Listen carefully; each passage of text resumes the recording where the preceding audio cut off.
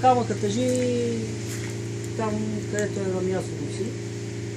И сега съм подхванал и друг проект от до година, април месец се връщаме там и започваме да се занимаваме с туризъм. Смисъл?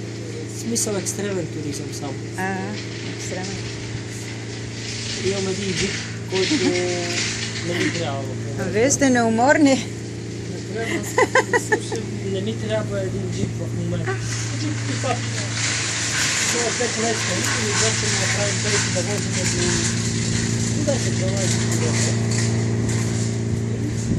Едно място имаме в центъра там на Колчето. Ще си направим базичка. 30 квадрата помещение. Като офисче, там да се посрещат туристите, паркинг хората като дойдат да спрат. Бе, голяма работа. Посрещаме ги, там ще даваме АТВ-та, колелета и мотори под наем. Той е на брега на река Искър. Оттам ще ги пускаме с лодки, ще ги водим с бутилата, ще им правим разкопки, ще им печем магната.